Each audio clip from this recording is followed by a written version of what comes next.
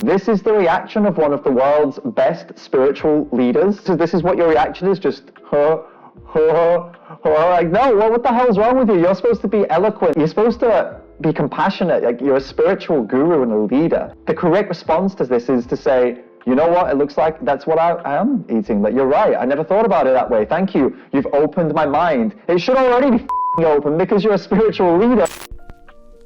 Hey guys, what is up? It's David Rams back with another video, and we're back with another Vegan React video. And in today's video, we're going to react to a guy called Eckhart Tolle. This is another spiritual guru. I actually read one of Eckhart's books, A New Earth, and I found it to be really awesome. I found it to be really profound. It changed my life a little bit. So I'm a little bit, I don't know, worried about what he's going to say. Somebody sent me this video, okay? And it's about, he's talking about spirituality and diet. And they said, hey, you should react to this. It's going to be a good one. So I'm a little bit worried about what's going to be said in this video. I'm a bit worried about, am I going to stop liking this guy now? Is this going to blow my world up here? Am I going to be upset about what I'm about to see? So I'm a little bit anxious to watch this video, but we're going to go in there and we're going to debunk any nonsense he comes out with. As always, we're going to take it to pieces. We're going to call out any BS. Before we jump into the reaction, before we jump into the video, hit that like button, hit that subscribe button, hit that notification bell so you don't miss any new videos in the future. And also, if you enjoy this series of like debunking spiritual gurus and spiritual leaders, I've got a really cool t-shirt. It's literally designed for these spiritual people. It says Namaste, stop hurting animals. It's a bit of a play on Namaste, something a lot of spiritual people say, but they don't follow through on this whole Namaste, this whole kind of all-loving, compassionate way of living, because most of them are human supremacists and not vegan. So if you like that kind of stuff, then maybe that t-shirt's for you. Go and check it out. All right, so let's get into this video. Let's react, let's debunk, let's see what Eckhart has got to say.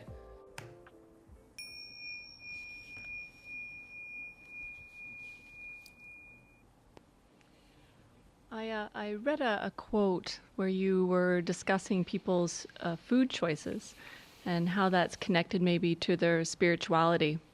And I'm wondering if you can elaborate on how that's connected, especially concerning ahimsa. Thank you.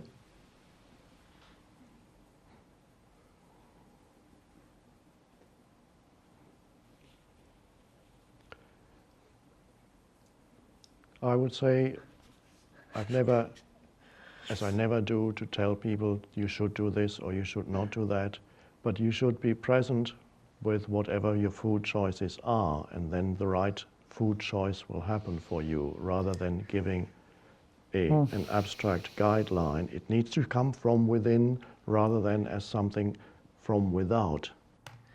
So that's a really good way to avoid a direct question. It's a direct question, and because he knows the answer to this question often divides people, he knows that answering this question directly and saying, here's what you should eat because this is immoral if you do eat or don't eat this, instead of giving them a direct answer, he knows that's too controversial.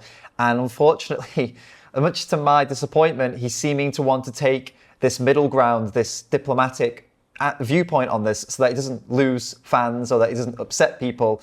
And this is very, very similar to that thing that a lot of like holistic people say, which I guess he is as well, when they say you should eat whatever you feel is right for you, which, as we all know, is fucking bullshit. Because if you eat what's right for you, that's what leads to obesity. That's what leads people to eat fatty, sugary foods. Because as we've discussed in previous videos, our bodies, we crave these foods because our bodies are not designed for 2020, where we're all healthy and most of us are surviving perfectly well. We're not surviving is what I mean. We don't have to fight to survive, most people. So, but our bodies and our brains are designed for that mode. They're designed for when we had to literally like fight to survive. So anything that has fatty, sugary, you know, really strong, really a lot of that in it, a lot of fat and a lot of sugar, our bodies crave it more and our brains tell us eat more of that. So it's really, really bad advice. So if you're a vegetarian, that's wonderful. It doesn't mean that immediately makes you into a person who is spiritual. That nod. Ooh. You could be egoically identified with being vegetarian, in which case it would be a hindrance to the realization of the spiritual dimension. So that's in a way, I kind of see what he's saying there, because whenever we're attached to ego, it causes problems. And if you are a vegetarian or a vegan then it can be a hindrance on you if you're only doing it for ego. And of course, it's a hindrance on you as an individual because of your ego. But if you're a vegan because of your ego, I mean, I'm still happy you're a vegan personally because it means that you're not exploiting animals. I don't really care why you are against animal exploitation. If you're against animal exploitation because it makes you feel good, I couldn't care less. I'm glad that you're against animal exploitation. Do it, take that ego hit, that ego boost, take that ego boost from it if that's, what you want. I don't really care, just don't hurt the animals. And, being vegetarian, he talks about being vegetarian here. And I mean, obviously, I don't really care if someone's vegetarian or not. They're still, in my eyes, well, no, not in my eyes, they're still abusing animals. Like, if you're a vegetarian, you're still abusing animals. You're still part of this whole system that abuses animals and that exploits them and uses their bodies. So, vegetarianism, whether you're vegetarian or not, really is not so important to me. So, I shocked a vegetarian once when I said, "Did you know that Hitler was a vegetarian?" Oh, what? Why does this always come up? Why do people bring this up so often? Hitler was a vegetarian. No, he wasn't. Hitler was not a vegetarian. It's been completely debunked. His personal chef was cooking animal products for him. He was not a vegetarian. But even if he were a vegetarian, if Hitler was a vegetarian when he was alive, it doesn't matter. It makes no difference to anything. What is the relevance of that? The biggest serial killers that ever lived were not all vegetarian or vegan. Like, most of them were your standard diet people. So what does that mean? It means nothing. That's why we don't say it. Imagine me coming to a non-vegan and saying, "Hey, you should be vegan. Do you know why? Because of this non-vegan mass murderer. That's why you should be vegan." No, what? What's the logic there? There's no relevance. That person was very strongly identified with a mental image of me as a spiritually evolved vegetarian. And so, yes, he was a vegetarian. I don't know why he was a vegetarian. Perhaps, I don't know, I haven't read about it, but I know that when he... Yeah, obviously you haven't read about it. That's why you don't know that he wasn't actually a vegetarian. This is part of the big problem with these spiritual gurus, and it's disappointing me because I didn't expect this from this guy after reading his book. But hey, these people surprise you, right? They're still human, and these gurus, they tend to talk about things they know absolutely nothing about. Like, Eckhart Tolle knows a lot about a lot, all right? Like, you read his book, like, the dude knows stuff. Yeah, he knows stuff. It's cool. He's knowledgeable on some things, but not on this. So when somebody asks you that question, if you don't know anything about it, if you're not knowledgeable on it, you just say, "You know what? Like, I don't have much to say on that topic. That's not my area of expertise. That's not what I'm here for. That's not what I'm into. Ask me a question specifically about, I don't know, how to become enlightened. Ask me a question about how to handle stress. Ask me a question about how to overcome the ego. Don't ask me a question about diet because that's not what my expertise is. It's not my thing." But no, he tries to answer it and he talks about Hitler being a fucking vegetarian. I just wish these people would know their limits because they're human like everyone else and they have limits. Whenever people around Hitler were eating chicken soup, and so he said condescendingly, "So you're eating dead bird soup."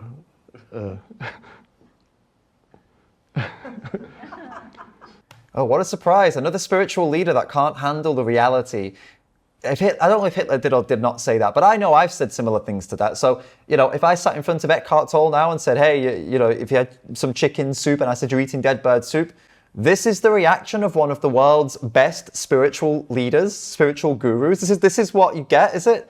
When faced with your human supremacy and your speciesism? Why can't I not say that word right now? Speciesism. When you're faced with it, this is the spiritual, this is what your reaction is, just, like, no, what the hell's wrong with you? You're supposed to be eloquent. You're supposed to know, you're supposed to be compassionate. Like, you're a spiritual guru and a leader. The correct response to this is to say, "You know what? It looks like that's what I am eating. Like, you're right. I never thought about it that way. Thank you. You've opened my mind." It should already be fucking open because you're a spiritual leader, but it seems like this one's very closed. And yet again, it's another big spiritual, compassionate person who is trapped in a world limited by human supremacist thinking and a speciesist mindset. So it really is. The answer to that comes from within you, and you have to do what feels right, what corresponds to your state of consciousness at any time, when you go into, when you even look at food or even think of food,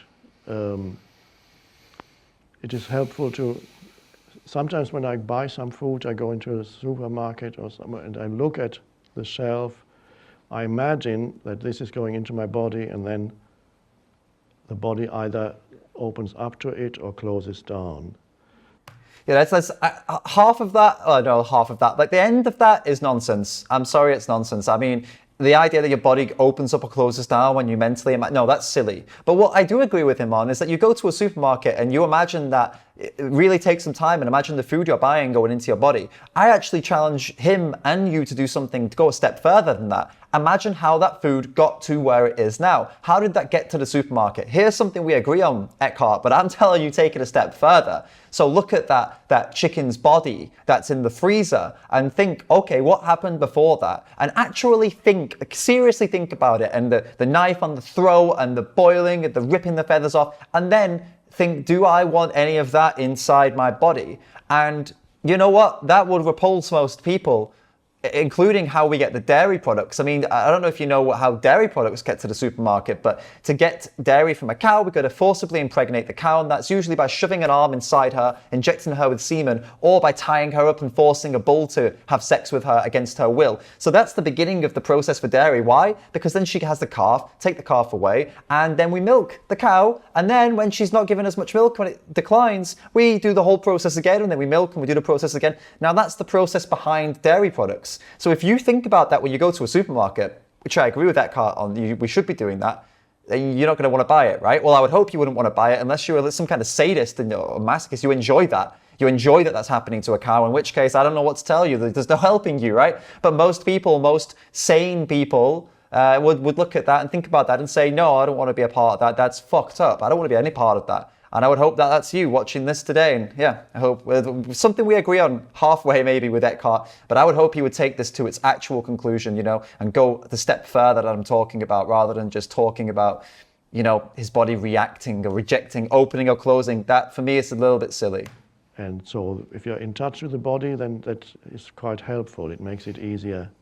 The mind often doesn't really know what the body really wants. The mind remembers some past pleasure and wants to repeat it. And that's where overeating also occurs, because it's just overeating is on the external level, on the physical level, the need to fill a sense of insufficiency that is ultimately there on the psychological, spiritual level. The sense of not enough is ego. The ego lives from that sense of insufficiency, of not enough, and of needing more. Yeah, it's totally true. I agree with him. This is how people overeat. The ego is what drives you a lot of the time. The want for more food. It's not like you need more food. It's that you want more food because it makes you feel good. And that's feeding into your ego, because the only reason you want to feel good is because your ego wants you to feel good. It's like, you can be perfectly happy if you meet your basic needs and your body is, your needs of your body are met. It's actually the feeling of pleasure that drives you to do things extra. And it's the same reason people eat animal products. People, when they find out, like, oh, we don't actually need animal products to be healthy and there's a way to live healthily and happily without them, then what's left is ego. That's the only thing that's left, especially, once this education comes about, once they speak to a vegan or once they make that realization, then it's ego that's left. So I agree with him on this point. Absolutely. If people can overcome their selfish habits and their ego, then it's much easier to go vegan. In fact, that's probably how most people do go vegan. You get past the ego, you get past that bullshit, and then you realize that it's eco over ego. It's like you live in a more compassionate way and put your ego to the side, stop doing things for pleasure and do things because they're right. Go vegan because it's right, because it's wrong to do that to animals, no matter how much your ego enjoys it, no matter how much pleasure you get from it. So I kind of, maybe I'm biased. I do kind of like him because of the book that I read, but some of this is nonsense, but some of this, I can see how it's applicable. And for some people that comes into the physical realm, in which case then you eat more than the body really needs or wants. And again, it's a spiritual dilemma. It can only be really ultimately transcended if you realize that you are not that needy entity, that says, I need more. So body awareness helps a lot in food choice. And then it's up to you what it is that you feel. And you will know that you will not be in a dilemma. You will know what is right for you. And so this is all important answers need to come from within you. Yeah, it's as I said earlier on, this is the complete avoidance of a simple, direct question, because he doesn't want to split his audience. He doesn't want to lose fans. That's all it is. He doesn't want to lose support. He wants to keep people on his side. And the best way to do that with spirituality and these kinds of questions when they come up is to take a middle ground approach, to say, look, you do what feels right for you. Listen to your body, not your ego. Listen to what your body wants, and you will know what is right or wrong for you. Now, what that does is it gives everybody this opportunity to do whatever the hell they feel like. And that's perfect. It's a perfect way to get out of this question. And a similar idea, to make an analogy, let's say, or draw a comparison with something else that does this, is with your horoscopes. So when you read the horoscopes in the newspaper or magazine, I'm sorry if you believe this, but it's bullshit, okay? They make it specifically vague. Specifically vague? Is that even possible? They make it vague on purpose, is what I'm trying to say, so that you can apply these things that they say to yourself and feel like it's special to you, even though like everybody else applies it in another way. So for example, Gemini, you would read like, and it says, look, today you will experience something important. Today you will meet someone and they will do something special for you. And you can apply that to anyone. Maybe the postman comes to your door and they say, hi, how are you today? And they've never said hello to you before. That could be the special thing. But it's nothing. You would never even notice that as something special. That's why these horoscopes work. They make you pay more attention. It's kind of what he's doing here. It's kind of like he's made it so vague that everybody watching this video is going to feel good. They're going to feel supported. They're going to feel empowered by him.